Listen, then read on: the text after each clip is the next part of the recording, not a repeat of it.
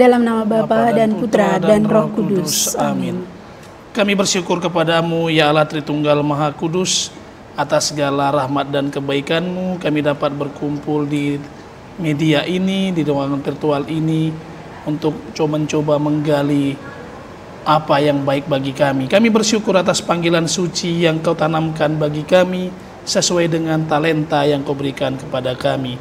Maka kami mohon semoga panggilan suci ini dapat kami kembangkan dan kami laksanakan dalam kehidupan sehari-hari, sehingga kami dapat membawa semakin banyak umat-Mu untuk mengikuti Engkau dan setia dalam panggilannya masing-masing. Semua ini kami sampaikan kepadamu sebab Engkaulah Tuhan kami yang hidup bersama dengan Bapa dalam persatuan Roh Kudus, kini dan sepanjang segala masa. Amin. Dalam nama Bapa dan Putra dan Roh Kudus. Amin. Bumi penuh dengan kasih setia Tuhan, oleh firman Tuhan, langit dijadikan.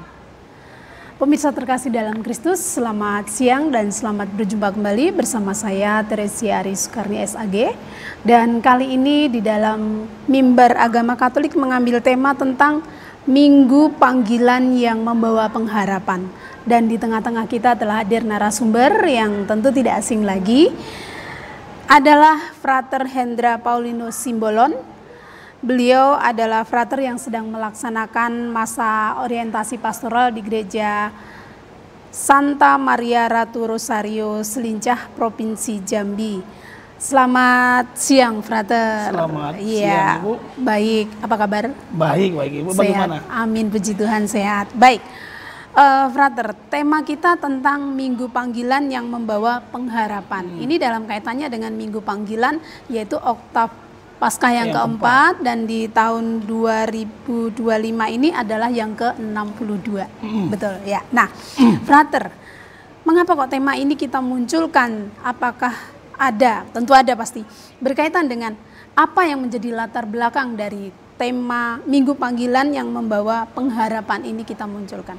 Silakan monggo. Baik, ini tidak lepas daripada tahun jubileum yang kita rayakan pada hari ini, yaitu Peziarahan Pengharapan. Nah, sehingga pada Minggu Panggilan hari ini kita semakin diingatkan akan panggilan suci yang ada dalam diri kita. Nah, di mana setiap orang itu dipanggil untuk mengikuti Allah sesuai dengan profesi dan talenta yang diberikan kepadanya. Itu yang pertama. Baru yang kedua, itu tidak lepas juga atas surat surat gembala yang ditulis oleh Paus Mendiang, Paus Fransiskus, di mana dia melihat bahwa dengan perkembangan teknologi semakin banyak mereka yang apatis, semakin banyak mereka yang individualis, terutama oleh kaum muda.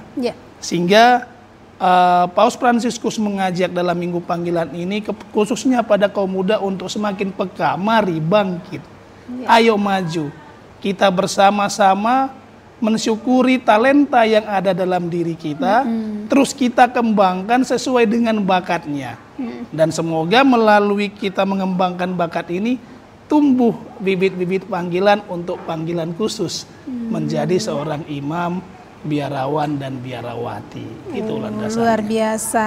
Kemudian apa sebenarnya dimaksud dengan Minggu Panggilan yang Membawa Pengharapan, serta sebenarnya di mana letak keistimewaan dari tema itu sendiri, Frater? Nah, harus kita akui bahwa secara fakta kita wajib bangga karena perkembangan umat Katolik itu jauh meningkat. Nah, hanya saja tidak dibarengi dengan pertumbuhan atau banyaknya imam yang ada. Ini menjadi suatu dalam artian fenomena yang cukup mengkhawatirkan. Sehingga dalam kenyataan satu imam itu harus melayani kurang lebih 3.000 umat. 3.000. Bisa dibayangkan. Nah, sehingga dengan semangat Minggu Panggilan ini kita diajak untuk mari menikmati proses, itu yang pertama. Yang kedua, mari kita menyadari bahwa setiap dari kita dipanggil, setiap dari kita diajak untuk mengikuti Allah melalui bakat-bakat atau pekerjaan yang kita dalami, yang kita ikuti atau yang kita lakukan sepanjang hari. Sehingga ketika kita itu mengerjakan dengan sungguh-sungguh, berarti kita juga mengajak yang lain. Yeah. Mengajak umat yang sekitar untuk mari ikut berpartisipasi. Sehingga dampaknya setiap dari kita itu menjadi harapan-harapan yang baru. Kan? Sehingga dampak terakhirnya itu surga itu bukan sebagai kompetisi. Kan? Dalam artian aku harus masuk surga sendirian, tidak. Tetapi bagaimana kita bisa mengajak bersama-sama umat yang lain sesuai dengan profesi kita, mari kita mengikuti Allah melalui pekerjaan dan talenta kita. Itu sehingga untuk kaum muda juga kita diajak untuk tidak apatis dengan orang lain, tidak hanya egois, aku ini, tetapi mari kita mengembangkan bakat kita kembangkan talenta kita, dan ujungnya kita berani mengajak teman-teman yang lain untuk aktif. Artinya bahwa panggilan atau minggu panggilan ini lebih banyak dominan keunikan ditujukan untuk kaum muda. Kaum muda, iya benar, kaum muda. Sehingga dengan minggu panggilan ini harapan gereja adalah kaum muda itu berani bangkit dan semakin bangga dengan talenta dan iman yang dimiliki. Itu dia. Karena dengan adanya arus globalisasi, semakin banyak kaum muda yang dalam artian makin asik dengan dirinya sendiri. Asik dengan dirinya sendiri. Iya, betul. Asik dengan rutinitas sendiri. Syukur kalau misalnya dia bisa bergaul dengan lingkungan. Kalau misalnya dia hanya di dunia maya. Ini yang menjadi keprihatinan yang ingin digerakkan atau yang ingin mencoba dihilangkan dengan minggu panggilan ini. Kaum muda bergerak dan maju sesuai dengan talenta dan bakatnya. Luar biasa. Masih berkaitan dengan minggu panggilan. Dengan tema kita minggu panggilan yang membawa pengharapan, dan kita sebagai warga negara Indonesia juga sedang memperingati Hari Kebangkitan Nasional. Nah, sebagai umat Katolik, terlebih kaum muda, kembali kepada kaum muda, bagaimana kita harus memaknai hidup nasionalisme kita sebagai orang Katolik? Nah, silakan. Kalau saya tidak salah, hari ini kita juga memperingati Hari Pendidikan Nasional. Kebangkitan Nasional. Ya, nanti tanggal 2 Mei itu tanggal 2, iya betul. Nah, sehingga menarik dengan kata bangkit dan pendidikan. Kan? Sehingga sebagai kaum muda pertama kali diajak untuk mari bangkit dan bangun. Kan? Sehingga tidak ada dalam dirinya mager, males. Enggak. Kan? Mari bangkit dan bangun. Syukuri talenta dan kemampuan yang diberikan Tuhan kepadamu. Kan? Kemudian ada kata pendidikan. Didik berarti mari asah. Oh iya. Kan? Mari asah, mari latih talentamu, mari latih kemampuanmu dengan segala lingkungan yang ada, tantangan yang ada. Nah, sehingga diajak kaum muda itu untuk berani aksi, berani tampil. Tidak perlu takut dengan kesalahan. Nah, ketika membangun kesalahan, disitulah kita berani untuk meminta maaf. Karena apa? Setiap kita berani mengapakan panggilan, pasti ada tantangan sendiri. Nah, ini diajak kaum muda. Pertama-tama untuk mari bangkit, ayo maju, ayo bangun, jangan mager. Jangan menjadi wibu-wibu. Apa itu? Wibu-wibu itu yang dalam artian dia hanya sekedar di kamar baru angan-angannya ingin menjadi Naruto, ingin menjadi apa, menghayal. Khayalan. Jadi dia asik dengan dunianya sendiri.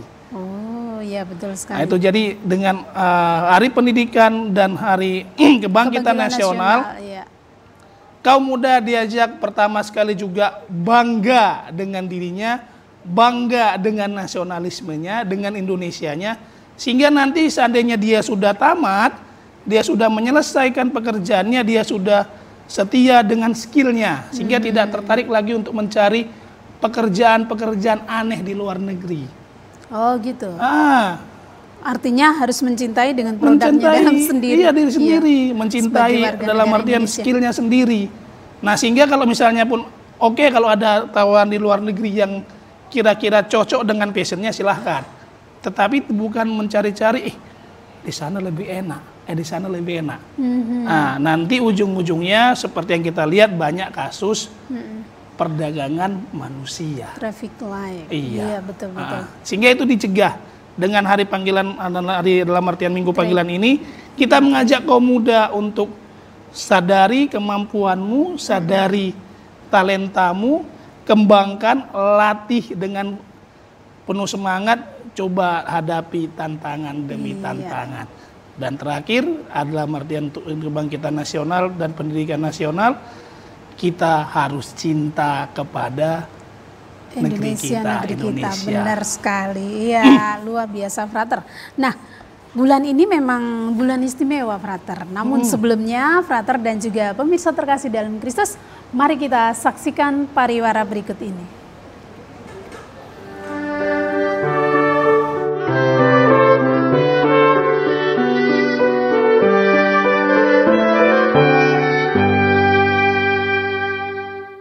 Pemirsa, mari kita lanjutkan perbincangan iman pada siang hari ini. Baik, Frater. Human tracking ya namanya tadi istilahnya, bukan traffic light. Traffic light itu beda, lampu. Ya baik, melanjutkan bahwa saat ini di bulan Mei itu sebenarnya memiliki beberapa tema-tema yang sangat meluas dan ada keterkaitan antara tema kalender liturgi dan tema kalender Masehi. Kalau kalender Masehi tadi Frater sudah menjelaskan ada Hari Pendidikan Nasional di tanggal 2 dan hari ini 20 Mei adalah Hari Kebangkitan Nasional. Kemudian dalam kalender liturgi di Oktav Paskah keempat itu adalah Hari Minggu Panggilan. Bahkan bulan Mei juga full itu adalah bulan Maria. Nah, sebagai umat Katolik, bagaimana kita harus mensikapi di dua peristiwa penting ini? Karena di sana ada peran Bunda Maria ya tentu. Nah, apa yang dapat Frater sampaikan dalam kaitannya dengan mensikapi umat Katolik itu harus bagaimana sih? Nah silakan. Baik, pertama sekali kita harus bangga dengan teladan Bunda Maria. Kita harus tahu bahwa Bunda Maria juga orang muda. Kan orang muda yang sangat peka, yang sangat tanggap dengan panggilan Tuhan. Nah, di mana dia ketika dipanggil sebagai gadis muda untuk berani menjadi pembawa keselamatan, dia siap. Kan walaupun dia bertanya, apakah kau sanggup? Tetapi dia berani menerima, aku ini hamba Tuhan, terjadilah padaku menurut perkataanmu. Dan sejalan dengan beriring dengan waktu, bagaimana kita lihat Bunda Maria sangat peka dengan kebutuhan-kebutuhan di sekitar. Baru dia sangat peka akan introspeksi diri, kan walaupun dia kehilangan Tuhan, dia bisa introspeksi diri, dia kembali lagi, dan baru dia penyimpan yang baik, dia menyimpan semua dalam hatinya. Dan yang terakhir, dia tidak ada istilah orang dalam. Nah, kita lihat bagaimana ketika Yesus mengatakan, siapa ibuku, siapa saudaraku? Nah, malah Yesus bilang, ibuku dan saudaraku adalah mereka yang mendengarkan sabda Tuhan dan melaksanakannya. Berarti benar-benar Maria itu adalah seorang ibu, bukan dari orang dalam. Tetapi karena dia memang benar-benar yang mendengarkan sabda Tuhan dan melaksanakannya. Sehingga kita sebagai orang Katolik dengan Minggu Panggilan ini, kita diajak untuk mendengarkan suara gembala, yakni Yesus sendiri. Kan kita mendengarkan suara gembala Yesus sendiri, dan kita berani belajar seperti Maria, tahap demi tahap, step demi step, langkah demi langkah. Memang tantangan itu banyak, tetapi ketika kita setia melangkah ini, maka kita yakin bahwa Tuhan akan selalu menyertai kita langkah demi langkah. Sehingga dalam Minggu Panggilan ini juga ada poin kesetiaan yang membawa pengharapan. Seperti Bunda Maria sendiri. Apalagi dalam melakukan pekerjaan-pekerjaan, profesi apapun tentu tantangan itu ada. Dan saya melihat Bunda Maria itu ketika menghadapi tantangan, bayangan saya sebagai manusia, kesulitan itu semua dia simpan dalam hati. Sehingga membuat untuk saya benar-benar termotivasi. Mudah-mudahan yang lain juga begitu ya. Ya, mudah-mudahan anak muda menjadi termotivasi dengan Bunda Maria. Bahkan uniknya simbol dari Minggu Panggilan ini bukan tokoh-tokoh misi, tetapi malah tokoh-tokoh muda seperti Domenico Savio. Baru yang paling terakhir adalah saya lupa namanya, yang Carlo Acutis. Carlo Acutis. Bagaimana Sang Beato dengan segala kelemahannya memanfaatkan talentanya dalam bidang internet untuk menyebarkan Santo Ekaristi. milenial itu ya. Iya, orang kudus milenial. Iya. Dan dia rencana Kudus akan diangkat milenial. menjadi santo, hanya saja karena kemarin Bapak Paus kita meninggal jadi tertunda pengangkatannya. Tapi dari Santo Carlo Acutis kita belajar dengan kelemahan, dengan kekurangan kita bisa juga berkreasi. Betul sekali. Karena di balik kekurangan Tuhan akan memberikan kelebihan dan talenta. Luar biasa. Nah, masih berkaitan dengan tema ini. Apa sebenarnya yang menjadi landasan kitab suci di Minggu Panggilan yang membawa pengharapan? Peziarah pengharapan. Ini adalah anugerah kehidupan. Nah, apa sebenarnya maksudnya dan di mana letak keistimewaan dari landasan kitab sucinya? Nah, yang pertama kita belajar pada teks kitab suci pada Minggu Panggilan yang keempat, Minggu Paskah yang keempat, maaf. Bagaimana pada bacaan pertama kita dikisahkan kisah para rasul, bab 13 ayat 14, 43 sampai 52. Yeah. Nah, bagaimana Paulus ketika menyebarkan Injil ke seluruh dunia itu menghadapi banyak tantangan, yang dipenjara lah, yang beginilah, yang begitulah. Tetapi bagaimana Paulus dengan setia menghadapi tantangan-tantangan tersebut. Bahkan dia mengatakan, bagiku kewajibannya adalah memberitakan Injil. Yeah. Ya kan? Dan kalau misalnya kematian itu merupakan suatu kebanggaan ketika aku bisa mati demi memberitakan Injil. Itu landasan yang pertama. Sehingga dalam kita melaksanakan apa yang menjadi panggilan kita, apa menjadi tanggung jawab kita, itu wajib kita menghadapi tantangan. Tetapi bagaimana cara kita setia, ya kan, menghadapi tantangan tersebut sambil mengekspresikan bahwa saya sebagai pengikut Kristus. Itu yang pertama. Baru yang kedua adalah bagaimana Injil mengatakan bahwa Yesuslah sebagai gembala yang baik dan kita adalah domba-dombanya. Nah, pertanyaannya sekarang adalah landasannya, apakah kita seorang domba ataukah kita seorang kambing atau malah serigala? Oh ya. Kan kalau misalnya kita domba, maka dalam Minggu Panggilan kita harus menjadi domba yang benar-benar mendengarkan suara Yesus sebagai gembala dan patuh ikuti arahannya. Dan yakinlah ketika kita mengikuti suara Yesus dan arahan Yesus, maka kita aman. Karena Yesus adalah gembala yang baik. Sehingga itu yang itu menjadi landasan kitab suci, bahwa semua dari kita dipanggil. Terkhusus kaum muda, kita dipanggil untuk mendengarkan suara Tuhan dan mengikuti Yesus sebagai gembala yang baik. Luar biasa. Itu berkaitan dengan landasan kitab suci di kalender liturgi di Minggu Panggilan. Nah, sebenarnya apa yang menjadi landasan kitab suci juga kalau kita mau mengaitkan dengan peristiwa nasional? Bagaimana bangsa Indonesia saat ini dalam kaitannya dengan Hari Pendidikan Nasional dan Hari Kebangkitan Nasional. Nah, kalau dikaitkan dengan kebangkitan nasional, yang pertama kita sebagai umat Katolik harus menjadi bagian dari solusi. Bukan bagian dari masalah. Sehingga kita bagaimana umat Katolik berani keluar, bukan hanya jago kandang. Betul. Kita berani keluar melakukan hal-hal yang kecil, praktis, tetapi bermanfaat bagi umat sekitar, terutama kaum muda. Baru yang kedua, bagaimana kita sebagai umat Katolik berani menjaga dan menjunjung tinggi persaudaraan dan keharmonisan. Betul. Itu yang kedua. Baru yang ketiga, bagaimana kita sebagai umat Katolik harus mulai bangga dengan produk, kebudayaan, dan juga bangsa kita sendiri. Luar biasa sekali, Frater. Baik, Frater dan pemirsa terkasih dalam Kristus, mari kita saksikan pariwara berikut ini.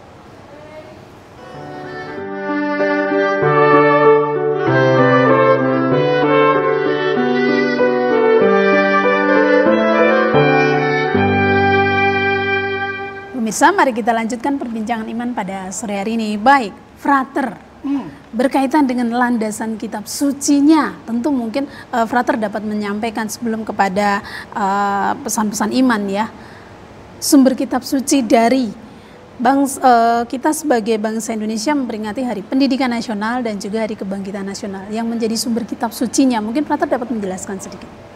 Mungkin kita belajar dari kisah tentang membayar pajak ya. Iya. Dan di mana dua sisi mata uang, yang di mana Yesus mengatakan, berikanlah kepada kaisar apa yang menjadi hak kaisar, dan kepada Allah apa yang menjadi hak Allah. Ya. Sehingga dari situ kita juga dapat belajar dan menarik benang merah apa yang dikatakan oleh Monsinyur Sugija atau Sugio Pranoto, ya kan? Sugija, yaitu 100% Indonesia dan 100% Katolik. Jadi kita harus sejajar.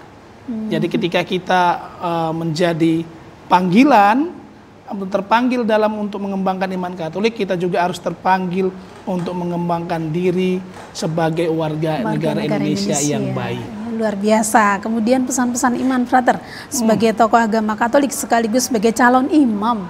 Disilakan monggo Frater dapat menyampaikan pesan-pesan iman dalam kaitannya dengan memotivasi kaum muda untuk menanggapi satu panggilan, minggu panggilan yang membawa pengharapan. Silakan. Baik, kepada kaum mudaku yang terkasih, adik-adikku yang terkasih, kita sebagai kaum muda harus berani untuk bergerak dan maju. Kita jangan terlena dengan kecanggihan teknologi, kita jangan terlena dengan apa yang ada di sekitar kita, tetapi kita harus berani bangkit dan belajar. Dalam bangkit dan belajar itu, kita menghadapi tantangan demi tantangan, kita jatuh. Tetapi bagaimana kita berani diajak untuk bangkit dan belajar. Bangkit dan belajar untuk mengungkapkan kesalahan dan memperbaiki diri. Sehingga ketika kita setia mengembangkan bakat dan talenta kita, pasti Tuhan akan memanggil dalam diri kita. Dan semoga ketika panggilan itu bergema dan kiranya ada dalam dirimu, jangan takut untuk menanggapi panggilan itu. Bisa saja dirimu dipanggil untuk menjadi seorang imam, biarawan dan biarawati. Sehingga dampaknya jangan terbalik, karena kebanyakan ketika disemangati tentang cara menghidup menggereja, kok malah yang lansia, yang aktif. Kemana kaum mudanya? Sehingga mari melalui minggu panggilan ini, kita kaum muda jangan kalah dengan para ibu-ibu atau para lansia, karena kita adalah masa depan negara dan masa depan gereja tentunya. Luar biasa. Dan ternyata memang tadi Frater menyampaikan kata maaf untuk orang muda itu jangan gengsi. Iya. Betul sekali. Mungkin Frater bisa memotivasi sedikit itu. Bagaimana orang muda itu harus mau mengatakan maaf, tidak ada kata gengsi. Nah, kaum muda melakukan kesalahan itu wajar. Iya. Tetapi kita harus berani memperbaiki diri. Kita harus berani bilang maaf. Kita harus berani bilang sorry atau maaf, saya salah. Kemudian kita berani untuk mengatakan terima kasih kepada mereka yang menegur. Iya, karena teguran itu merupakan suatu spirit dan semangat untuk mengajak kita maju dan menjadi pribadi yang lebih baik lagi di kemudian hari. Betul. Saya pernah mendengar kata-kata begini, nasihat itu memang pahit, tetapi menjadi obat. Berbeda kalau pujian itu memang manis, tetapi justru manisnya itu membawa penyakit. Iya. Itu maka akan mendewasakan kita sebagai orang-orang muda dan orang-orang Katolik. Dan pemirsa terkasih, hari Minggu panggilan yang membawa pengharapan. Kita sebagai domba dipanggil untuk semakin mengenal suara Sang Gembala dan menyadari kembali talenta yang kita terima yang dari Sang Gembala baik tersebut berdasarkan panggilan yang kita miliki. Begitu juga dengan kaum muda dan juga para pemerhati kaum muda. Mari kita persiapkan secara maksimal di dalam menanggapi panggilan hidup berdasarkan potensi dan talenta yang kita miliki. Bakat dan talenta ini tentu bukan hanya sebagai imam, ya, tapi juga apa yang kita miliki, pekerjaan-pekerjaan atau profesi apa yang kita miliki itu wajib untuk kita kembangkan dan kita semangati.